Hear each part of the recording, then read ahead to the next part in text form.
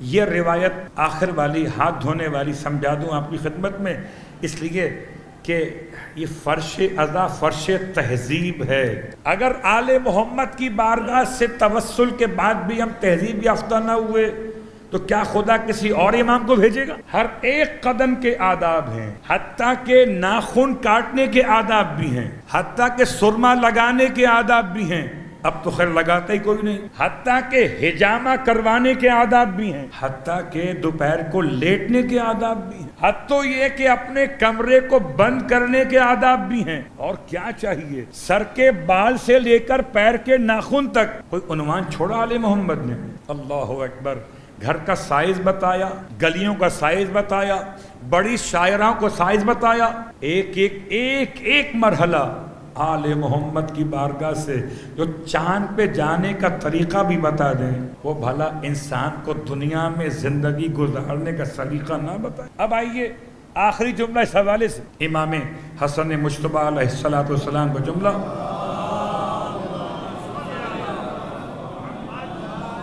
فرماتے ہیں غسل الیدین، بہت غور کیجئے گا، غسل الیدین قبل الطعام ینفی الفقر، کھانا کھانے سے پہلے دونوں ہاتھ دھونا۔ یہ کووڈ کی بنیاد پر نہیں، یہ جمس کی بنیاد پر نہیں، یہ حکم امام کی بنیاد پر، انما الاعمال بالنیات، یاد رکھیے گا۔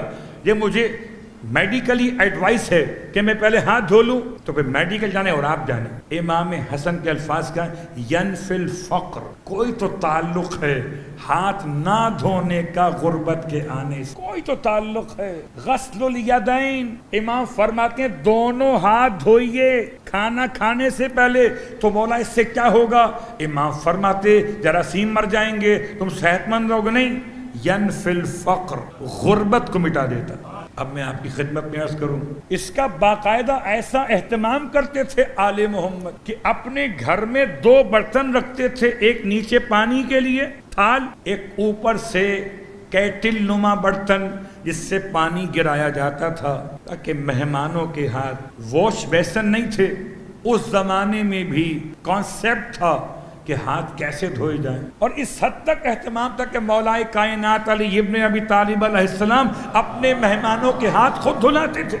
اگر ہاتھ دھلانے کی اہمیت نہیں ہوتی تو مولا کہتے اوکے صاف کر لو، صاف تو ہیں، ابھی نماز پڑھی ہے۔ اور اب آپ یہ ہاتھ دھونے کے بعد کھانے سے پہلے جب دھوئے ہیں تو اسے کسی ٹشو سے اور رومال سے، ٹاول سے صاف مت کیجیے گا۔ بالکل نیا ہے ٹشو مگر نہیں، ٹاول بھی دھلا ہوا مگر نہیں، کیوں کہ مقصد فوت ہو جائے گا۔ جو مقصد امام مجتبیٰ کے الفاظ میں آیا وَبَعْدَ الطَّعَامِ يَنْفِي الْهَمِّ، اور اگر کھانا کھانے کے بعد دونوں ہاتھ دھو گئے تو غم مٹ جائیں گے۔ پہلے دونوں ہاتھ دھو لو تو غربت مٹے گی، بعد میں دھو تو پریشانیاں مٹ جائیں گی۔ اور اب بچہ کیا صلوات پڑھے محمد والے محمد۔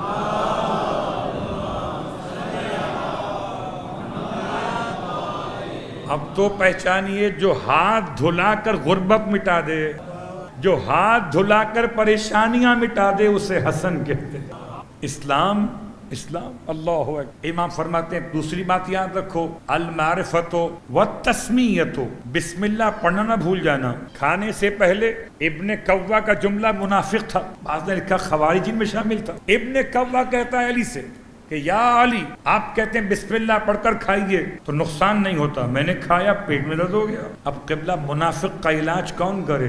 امام نے ارشاد فرمایا ممکن ہے تم نے بسم اللہ 1 مرتبہ پڑھی ہو اور کھانے 1 سے زیادہ انواع و اقسام کے لیے ہو، تو جس کے لیے بسم اللہ پڑھی تھی وہ تو محفوظ ہو گیا، جن پہ بسم اللہ رہ گئی اب تو سمجھیے اگر کھانے پر رہ جائے تو کھانا نقصان پہنچاتا ہے، اگر نسب میں رہ جائے تو اولاد نقصان پہنچاتی ہے۔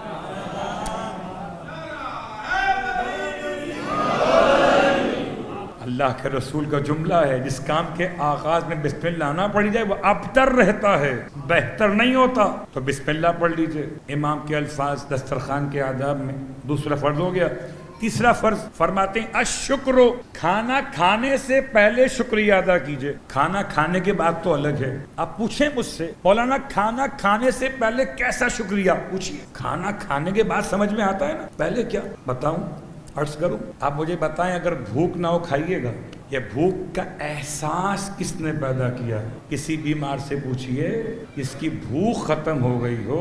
شاید آپ میں سے کوئی اگر صاحب علم فن بیٹھا ہو میڈیکل جاننے والا اس سے پوچھئے کیا ایسی دوا مارکیٹ میں ہے کہ نہیں ہے جو بھوک بڑھاتی ہے؟ اگر انسان کے اپنے حصے میں اپنے جسم کی اس بناوٹ میں بھوک شامل ہوتی تو کیا ایسی دوا کی حاجت ہی نہ ہوتی؟ تو بھوک اگر مر جائے تو کھانا رکھا رہ جائے آپ زہر مار تو کر لیں گے لیکن کھانا کھا نہیں پائیں گے. تو شکر خدا پہلے کیوں کہ کتنوں کو بھوک نہیں، آپ کو بھوک تو ہے. جن کو بھوک ان کے پاس کھانا نہیں، آپ کے پاس بھوک بھی ہے اور کھانا بھی ہے. اللہ اکبر.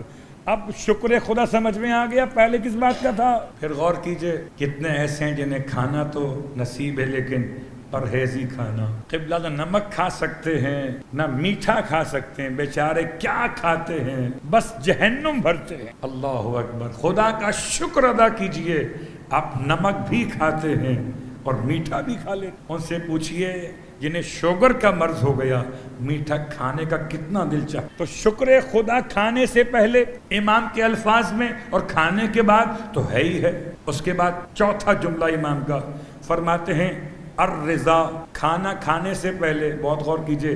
اب میں گھر کی مثال دیتا ہوں. قبلہ بچے آج کل کے بچے سبزی نہیں کھاتے، آج کل کے بچے دال نہیں کھاتے. اب دال اور سبزی کھلانے کے لیے انہیں مارکیٹ سے ایسے مسالے لا کر ماں باپ کو ملانے پڑتے ہیں سالن میں اس میں ٹیسٹ آئے چکن کا. چاہے چکن ہو کہ نہ ہو لیکن مزہ آنا چاہیے کس کا؟ چکن کا.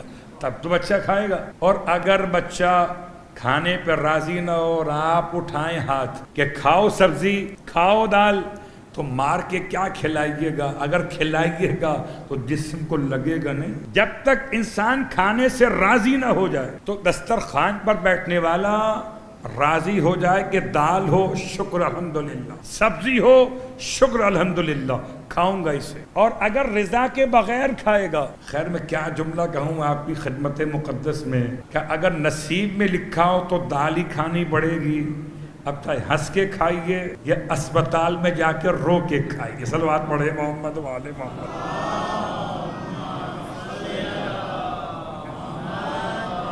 یہ تو خدا کا بڑا احسان ہے کہ نام حسین پر نیاز کے بہانے سے. یہ یاد رکھیے تبرک کے مسائل الگ ہیں الگ ہیں الگ ہیں. تبرک خالی غذا نہیں ہے، تبرک شفا بھی ہے. غذا بھی ہے اور شفا بھی ہے. اور یقین کامل ہو تو کبھی نقصان نہ ہوگا اگر یقین کامل ہو. اب آئیے 4 فرائض امام نے بتا دیے. پھر فرماتے ہیں 4 باتیں وہ جو سنت میں شامل ہیں. کیا کریں؟ کہ بیٹھ کر کھاؤ اور بیٹھو تو اپنے بائیں قدم پہ زور دے کر بیٹھو. قسم پروردگار عالم کی عزت کی اگر معصومین کے سارے فرامین پہ عمل کر رہے ہوتے آج ہم کبھی بیمار نہ ہوتے. فرماتے ہیں بیٹھ کر کھاؤ اور بیٹھنا بھی اپنے بائیں قدم پر بائیں ٹانگ پر زور دے کر بیٹھو. پھر فرماتے ہیں سامنے سے لو، یعنی اگر بفے لگا ہوا ہے ڈش رکھی ہوئی ہے تو پوری ڈش میں سے گھمانے کے بجائے آپ کے سامنے جو حصہ ہے وہاں سے لیجئے. یہ تہذیب بھی ہے، سنت محمد بھی. پھر ارشاد فرمایا کہ کھاؤ تو اس طریقے سے کھاؤ کہ اپنی 3 انگلیوں کو استعمال کرو انگوٹھے کے ساتھ. وَالْأَكْلُ بِثَلَاثِ أَصَابِعٍ. پورا ہاتھ بھر کر. عرب کو دیکھیے کیسے کھاتے ہیں. کبھی عرب کا کھانا دیکھ لیجئے پوری مٹھی بھر لی ہے چاول کی، اس کو بنایا بال کی شکل میں اور ڈالیے منہ کے اندر. ایسے ہی ہے. امام فرماتے ہیں لقمہ چھوٹا بناؤ. فرماتے ہیں لقمہ چھوٹا بناؤ، زیادہ چباؤ اور اپنی نگاہوں کو لوگوں کے چہروں پہ مت ڈالو. یہ 12 باتیں، چھوٹا لقمہ، زیادہ دیر تک چبانا اور اس کے ساتھ ساتھ اپنے سامنے بیٹھے ہوئے افراد کے چہروں کو نہ دیکھنا اور کھانا کھانے سے پہلے ہاتھ دھونا آداب میں شامل اور کھانا کھانے کے بعد بھی ہاتھ دھونا. اب آئیے